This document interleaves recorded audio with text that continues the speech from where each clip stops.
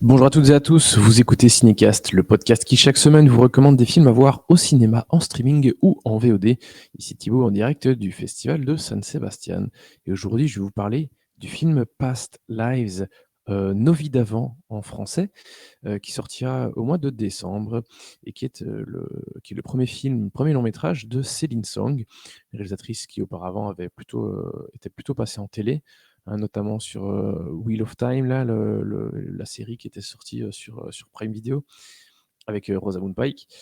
Et film qui a débuté sa carrière en janvier dernier à Sundance, où il s'est plutôt fait fort remarquer directement. Ensuite, il est passé par Berlin, et puis voici qu'il est passé en début septembre à Deauville, maintenant ici à Saint-Sébastien. Le film tourne donc plutôt pas mal en festival, et il jouit d'une excellente réputation, on va pas se mentir. Mais de quoi ça parle? Past Lives, à 12 ans, Nora et Hae-sung sont amis d'enfance, amoureux platoniques. Les circonstances les séparent et à 20 ans, le hasard les reconnecte pour un temps. À 30 ans, ils se retrouvent adultes confrontés à ce qu'ils auraient pu être, à ce qu'ils pourraient devenir. On en parle un peu plus longuement après un extrait de la bande-annonce. There's a word in Korean, inyeon. It means providence or fate. Do you believe in that? That's just something Koreans say to seduce someone.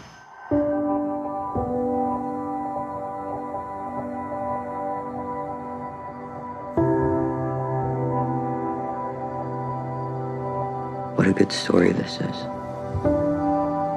Childhood sweethearts who reconnect 20 years later and realize they were meant for each other. In the story, I would be the evil white American husband standing in the way of destiny. Shut up. Voilà pour l'extrait de la bande-annonce. Et on vient d'entendre derrière le gars que Nora épouse, hein. Donc en fait, enfin qui nous dit que dans cette histoire, il serait l'Américain blanc qui vient un peu foutre le bordel dans ces retrouvailles entre deux enfants qui s'aimaient enfants. Et j'aime bien le fait que ce personnage soit un peu conscient de ça et que la réalisatrice joue avec le côté un peu mise en abîme des personnages dans le film. Ça fonctionne assez bien. Mais donc voilà, on a donc ces deux personnages qui étaient amis étant enfants en Corée du Sud. Et puis, quand les parents de Nora décident d'émigrer au Canada, et puis elle, plus tard, elle va même partir à New York, où elle rencontrera notamment la personne qui va devenir son mari. Et donc le film se déroule en 3 temporalités, hein. Le passé, quand ils ont 12 ans, cette fameuse rencontre, une dizaine d'années plus tard, quand ils ont dans la vingtaine, et puis encore, quelques années plus tard, quand ils ont, dans la trentaine. Et le film nous raconte, ou en tout cas essaye d'illustrer comment certains personnages peuvent avoir un amour profond l'un pour l'autre, sans jamais vraiment se le dire, sans jamais se l'avouer, et puis essayer de voir, ce qui aurait pu se passer entre eux, ce qui s'est peut-être mal passé. Parce que la 1re retrouvaille, quand ils ont 20 ans, les personnages vont essayer voilà, de retisser des liens. Heu, mais c'est pas aussi simple que ça en a l'air. Voilà. Et ce que j'aime bien dans ce film, enfin, il y a pas mal de choses que j'aime beaucoup. Déjà l'histoire, déjà la façon de la raconter dans ces 3 temporalités, enfin, lors de ces 3 époques différentes, avec les personnages qui évidemment grandissent, gagnent en maturité et puis, arrivent à réfléchir par rapport, à leur situation, à leurs sentiments, à ce qu'ils peuvent éprouver l'un pour l'autre. J'aime beaucoup aussi le fait que, voilà, que quelque part, l'amour qu'ils éprouvent l'un pour l'autre n'est jamais, exprimé réellement. Il n'est jamais exprimé, verbalement de façon directe. Il est toujours un peu là, sous-entendu ou, un peu en soubassement. Et parce qu'en fait, il est évident. Et c'est pour ça que après l'extrait de la bande-annonce, j'ai commencé par parler de ce passage, de cette réplique que le personnage du mari de Nora, dit, heu, où il se rend compte que, enfin voilà, il a conscience qu'il est un peu «le méchant» entre guillemets dans cette histoire parce qu'il de par le fait qu'il soit marié maintenant, bah, il empêche un peu cet amour d'exister. Or, c'est pas du tout la seule raison qui fait que cet amour n'est pas possible, bien évidemment.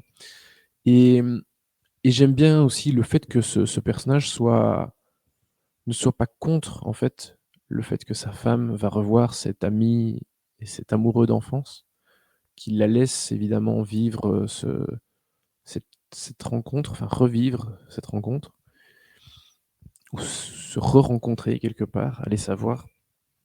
Et que parce que, voilà, quand il y a des sentiments, profonds comme ça entre 2 personnes, même s'il y a jamais rien eu, il sait que quelque part il peut pas lutter et en même temps il a pas, il a pas peur parce qu'il y a pas il y a pas de menace. Hae-sung qui vient voir Nora, c'est pas une menace. Il sait bien que c'est quelque chose qui est pas possible et donc il laisse faire et et c'est ça qui est intéressant, enfin j'aime vraiment bien cet aspect-là des personnages qui ont qui ont pleinement conscience des enjeux, de ce qui se passe et voilà, je trouve que le film illustre, toutes ces thématiques, vraiment très bien. Hem, c'est un film qui est vraiment assez bouleversant parce qu'évidemment ça parle à tout le monde a vécu, ou n'a pas vécu, hein, certaines histoires d'amour, qui étaient possibles, pas possibles, donc évidemment le sujet l'amour reste un sujet universel et et voilà, ça parle forcément à plusieurs personnes, voire à une grande majorité de personnes et Céline Song a vraiment réussi à trouver une très belle manière d'aborder cette question des amours, pas possibles. Elle l'aborde pas tant que ça, mais il y a aussi évidemment un petit peu la question de l'expatriation et de l'identité qui est présente.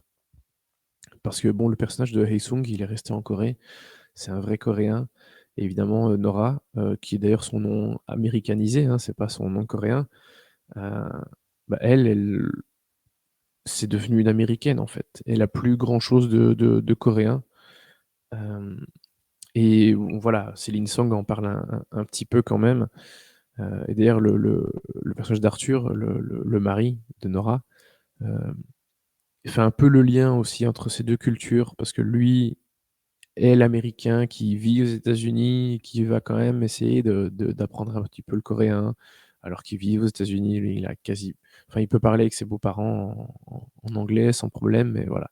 Voilà, je trouve que c'est un personnage qui est très intéressant et j'aime beaucoup, ce que le comédien, John Magaro, en fait dans le film. D'ailleurs, les 3 comédiens principaux, Greta Lee, donc qui incarne Nora, Yoo Tae-ho qui incarne Hae-sung et John Magaro, sont vraiment tous super. Heu, j'étais assez bluffé par leurs prestations et vraiment j'ai pris énormément de plaisir et j'ai été très touché, pardon, par ce film et l'interprétation que les comédiens, ont donnée à leurs personnages. Donc voilà, Past Lives, ça a été vraiment un très beau coup de cœur, et donc ça sera dans nos salles en décembre prochain, tant en France qu'en Belgique. Au niveau de la note, ben voilà, ce sera un très, très beau, 4 étoiles. Je trouve que le film mérite amplement, son excellente réputation et je lui souhaite un très beau succès, dans les salles, dans un futur proche. Voilà.